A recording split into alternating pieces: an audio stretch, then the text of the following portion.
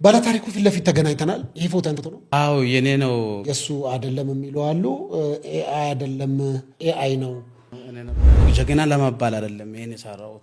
እኔንም ሆነ ሌላ አበሻን እኔ ፖለቲከኛ አይደለም፣ ተንኮልም ለመስራት አይደለም እንዳይዘረፉ ለዛን ሰዓት ለማታ ቢያንስ 6 ነው 8 ታውንሺፖች ከቨር አድርጌያለሁ። ደግሞ የጀመሩበትን ቦታ ደርሼ እኔ ብቻ አይደለም ውሾች የነበሩ መሳሪያውን በላይ ካስኩትም ነገር በላይ ውሾችን በጣም ነበር የሚፈልጉ።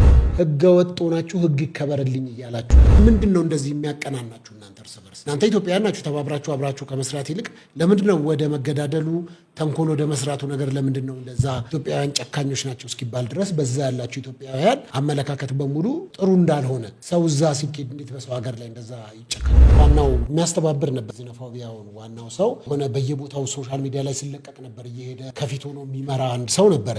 ያ ሰው ሞቷል። ሰውዬ ፈጣሪ ካልገደረ በቀር አይሞትም። የእናንተ የሱቆቻችሁ ደንበኞች ራሱ ሳውዝ አፍሪካውያን ናቸው።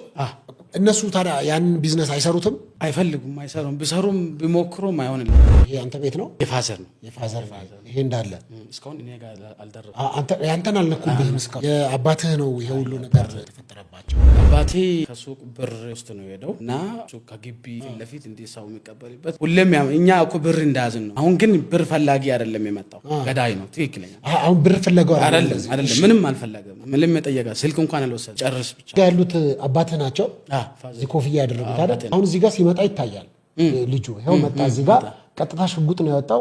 አባት ላይ ተኮሰባል። ዩናይትድ ለመሆን ሞክሬያለሁ። ግሩፕ ክሬት አድርጌ ሁሉም አበሻ እዛ እንዲኖር አድርጌ እያንዳንዱ ሌባ እንኳን ከዛች ከተማ አንድ መኪና ወስዶ የትም አያመልጥም። ባድነው ሳውዝ አፍሪካ አንድ እኔ 15 ዓመት የሰራሁትን የአገልጋይ ነኝ ጸላይ ነኝ የሚል አንድ ቀን አይሰራም። ሳውዝ አፍሪካ አንድ ሰው የ100,000 ብር እቃ እዛ ውስጥ አስገብቶ 50,000 ብር ሩቁብ የሚጠብቅበት ሀገር። ሳውዝ አፍሪካ ያሉ ወንዶች ከዚህ በኋላ ላይ ያገቡ ነው እንዴ?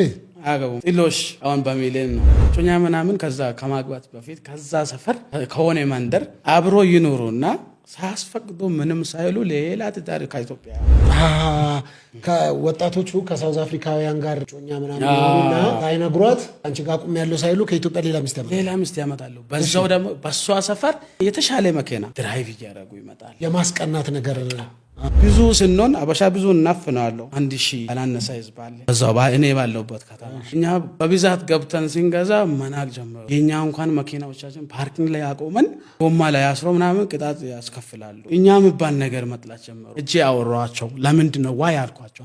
በዛ ሰዓት ላይ እኛ እያለን የዛ ነገር ዜጋ ወይ ሌላን ዜጋ ያስገባል። እዛ ድርዛኞች ምናምን አጫወትኳቸው ተባልን። ከዛ በኋላ ምንድነው ያልኩ አንድ አበሻ እዛ ቤት ከገባ 30,000 እንዲቀጣ አረግ አንድ ወር ማለት ነው። አረቡ ቤት አንድ አበሻ ቢገባ ከተራራ ጋር ነው የምትጋፋው አሉ። ዝም ብላችሁ እኛ ተራራ እንደሆንን ወይ እነሱ ተራራ እንደሆን እናያለን አልኳቸው። ተስማማን።